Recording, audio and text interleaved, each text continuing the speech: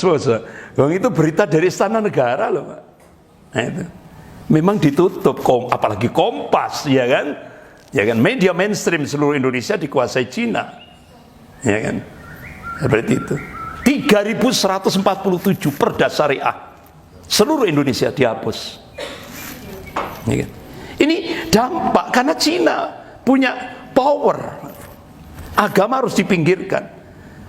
Kalau dulu penista agama itu musuh negara, sekarang penista agama digaji oleh negara. Digaji oleh negara, Pak. Dari mana? APBN. Berapa itu kemarin yang diungkap Dr. Rizal Ramli? Jadi untuk membiayai penista agama di Indonesia, pemerintah mengeluarkan dana 1,29 triliun. Triliun, Pak, bukan miliar. Itu yang mengungkap adalah Dr. Rizal Ramli. Masuk media loh, Pak, itu. Masuk media. Itu. Jadi dulu penista agama itu langsung dihukum oleh pemerintah. Sekarang penista agama dilindungi oleh negara. Sampai Majelis Ulama Indonesia Pusat ngirim surat resmi kepada Bareskrim Mabes Polri. Segera itu ditangkap. Karena sudah melecehkan Allah, melecehkan Rasulullah, melecehkan Islam, melecehkan Al-Quran. Coba, bertahun-tahun surat resmi dari MUI tidak digubris oleh Bareskrim. Karena apa? Penista agama itu adalah dilindungi oleh negara. Sekarang ini. Jadi zamannya sudah beda, Pak. Zaman edan. Nek ora edan, ora keduman. Bejo-bejone wong kang eling lan waspada. Jadi itu Bapak Ibu yang dirahmati Allah. Tapi wa makar Allah wallahu khairul makirin. Mereka membuat makar, tapi Allah balas mereka. Makar mereka, dan Allah itu sebaik-baik pembuat makar. Akhirnya bonyok juga. Ya kan? Penista agama itu bonyok juga kan. Siapa? Ade Armando. Bonyok, Pak, iku ulo marani gepuk. Tidak ada hujan, tidak ada, ya kan, tidak ada panas. Datang di depan akhirnya mak-mak langsung, itu Ade Armando. Ya langsung, Pak. Itu 5 menit lagi kalau polisi tidak datang, mati sudah itu Ade Armando. Kan sempat gagal otak ya. Alhamdulillah.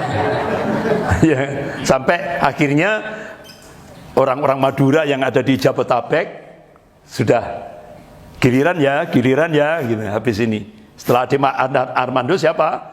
Abu Janda, siap-siap gitu. Denny Siregar, Eko Kuntadi, ya kan? Yang penista-penista agama ini sudah diancam sama orang-orang Madura di Jabodetabek. Karena memang karakter Madura itu, Pak, kalau orang Madura karakternya itu kalau tidak sholat, tapi Islam dilecehkan, nyawa diserahkan, iya kan? Ada yang dari Madura ini? Ada, Pak? Oh, banyak kan? Nah itu, makanya ada peneliti dari Australia itu namanya Greg Valley, Pak. Greg Valley itu peneliti senior di Australia. Jadi sampai beliau melakukan riset tentang karakter orang-orang Madura itu wila-wili ke Madura beliau ini. Jadi akhirnya beliau mengambil satu kesimpulan, bentengnya Islam di Indonesia itu adalah Madura. Setelah itu Aceh, Darussalam. Nah itu bentengnya itu Madura. Makanya ketika saya diundang di Pangkalan, kemudian nginep semalam, diundang lagi ke Pamekasan, nginep semalam, langsung meluncur ke Sumeneb gitu. Itu saya minta pada ulama-ulama Madura itu, Madura harus bangkit, ya kan? Karena bentengnya umat Islam Indonesia itu Madura, baru setelah itu Aceh gitu. Jadi waktu itu sempat di sebuah pondok pesantren Al-Amin kalau tidak salah di Sampang waktu itu. Saya waktu itu diminta untuk menyampaikan. Saya kira itu umum, ternyata tahunya kiai semua, Pak, yang hadir. Kurang lebih 200. Jadi kiai-kiai sepuh sama kiai-kiai muda. Jadi saya diminta untuk menyampaikan tentang Indonesia kekinian. Saya tanya, loh, Pak Kiai ini kenal saya di mana? Di YouTube katanya. Loh, sejak kapan? Itu saya pantau saat itu sejak 2019 katanya. Jadi mantaunya di YouTube. Akhirnya saya diundang itu, di Sampang itu. Kemudian di Sumenep itu juga saya diminta tablik akbar di tempatnya Ustadz Abdul Somad yang dulu tablik akbar di Masjid Nur Muhammad. Itu kan di jalan raya itu Pak, di tepi jalan raya. Setelah tablik akbar, ya saya tidak mungkin akan menyampaikan hal-hal yang sirriyah itu, dan hal yang secret itu tidak mungkin akan saya sampaikan lewat tablik akbar, ya kan?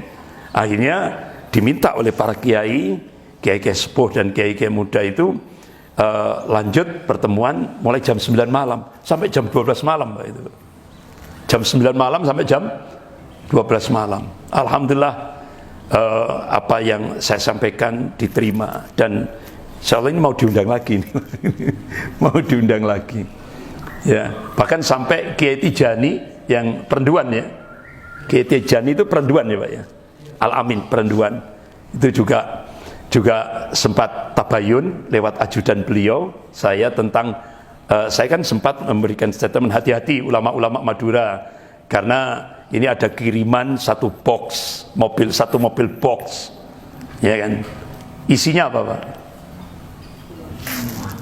Fulus.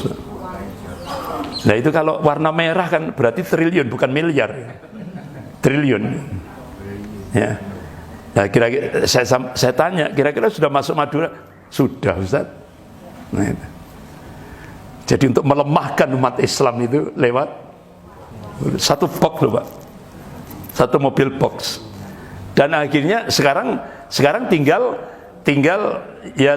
duit sudah habis Pak sekarang, ya kan? Untuk melemahkan, untuk nyogok tokoh-tokoh ini, ya kan? Nyogok tokoh-tokoh ini sekarang habis.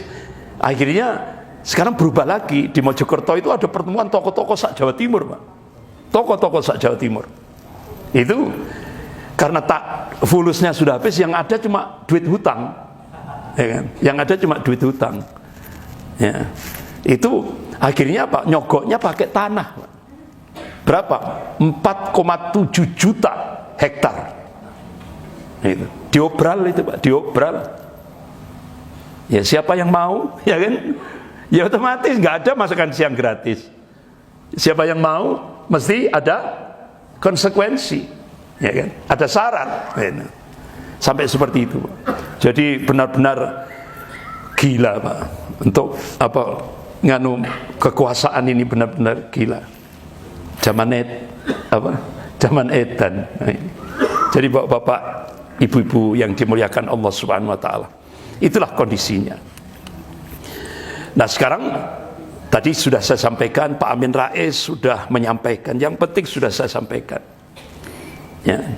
Bahkan sampai itu tadi nggak tanggung-tanggung, sampai Jepang mengingatkan Indonesia, ya kan? Tokoh-tokoh ulama khawatir apakah Indonesia ini nanti seperti Tibet, kan hampir mirip, ya kan? Dan sekarang Tibet, ya kan, tokoh spiritualnya ditangkap dan diusir. Dalai Lama itu kan tokoh spiritual Tibet, ditangkap, diusir dari Tibet, dan sekarang Tibet sudah dikuasai oleh Cina. Sri Lanka sudah, ya kan, Sri Lanka. Jadi satu-satunya negara ASEAN yang menolak imperialisme Cina cuma satu, Malaysia, ya kan? Itu sampai akhirnya kan Dr. Mahathir Mohamad diminta bagaimana dengan Cina, minta ini Cina, Dr. Mahathir Mohamad minta itu jalan-jalan tol yang dibangun oleh Cina bongkar semuanya, balik bawa lagi. Itu jalan-jalan tol itu suruh bongkar sama Mahathir Mohamad, ambilin semuanya. Jadi Mahathir Mohamad menolak, ditolak kerjasama dengan Cina. Indonesia monggo pinara, itu ya. Jadi bapak-bapak, ibu-ibu yang dirahmati Allah, benar-benar Tadi kan sudah saya sampaikan, implikasinya besar.